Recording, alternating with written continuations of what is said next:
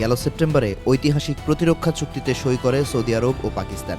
এর আওতায় যে কোনো একটি দেশ হামলার শিকার হলে উভয় দেশই নিজেদের উপর আক্রমণ হিসেবে বিবেচনা করবে। অর্থাৎ ইসরায়েল কিংবা হুথি গোষ্ঠী রিয়াদে হামলা করলে প্রতিপক্ষের ওপর পরমাণু হামলা চালানোর বৈধতা পাবে ইসলামাবাদ। সৌদি আরবের মতোই পাকিস্তানের সঙ্গে একই রকম প্রতিরক্ষা চুক্তি করতে পারে বাংলাদেশ, তাও আগামী ফেব্রুয়ারির জাতীয় নির্বাচনের আগেই। সম্প্রতি ইন্ডিয়া টুডে সহ বেশ কয়েকটি গণমাধ্যমে উঠে এসেছে এই তথ্য। প্রতিবেদনে উল্লেখ করা হয়, ঢাকা ও ইসলামাবাদের মধ্যকার সম্ভাব্য চুক্তিটিতে ন্যাটোর স্টাইল অনুকরণ করা হতে পারে।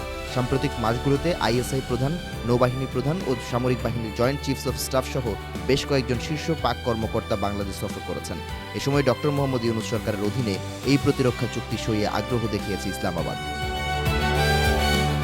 সম্ভাব্য চুক্তিটি সই হলে দুই দেশের জন্য আনুষ্ঠানিক গোয়েন্দা তথ্য সরবরাহ, যৌথ সামরিক মহড়া ও অস্ত্র কেনাবেচার পথ প্রশস্ত হবে। পারমাণবিক সহায়তার বিষয়টি চুক্তিতে অন্তর্ভুক্ত থাকবে কিনা তা এখনও নিশ্চিত করা হয়নি।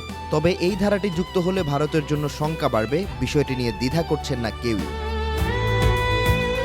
প্রতিবেদনে উল্লেখ করা হয়, দুই দেশ ইতোমধ্যেই প্রস্তাবিত চুক্তির খসড়া তৈরির জন্য একটি যৌথ মেকানিজম বা ব্যবস্থা গঠন করেছে। ইন্ডিয়া টুডে বলছে, বাংলাদেশের সাম্প্রতিক অস্থিরতা ও শরীফ ওসমান হাদির হত্যার পর ভারত বিরোধী মনোভাব এই প্রতিরক্ষা চুক্তির জন্য একটি শক্ত ক্ষেত্র তৈরি করে দিয়েছে। এখনও এই বিষয়ে আনুষ্ঠানিক মন্তব্য করেনি মোদী সরকার, তবে ভারতীয় কর্মকর্তারা বর্তমান পরিস্থিতি নিবিড়ভাবে পর্যবেক্ষণ করছেন। কারণ এতে চীন ও পাকিস্তানের পর ভারতের অর্থাৎ ত্রিমুখী হামলার শঙ্কায় পড়বে ভারত।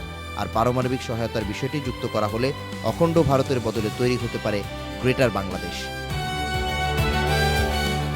এর আগে দুই দেশের মধ্যে আনুষ্ঠানিক সামরিক জোট গঠনের দাবি জানান পাকিস্তান মুসলিম লীগের নেতা কামরান সাঈদ উসমানী।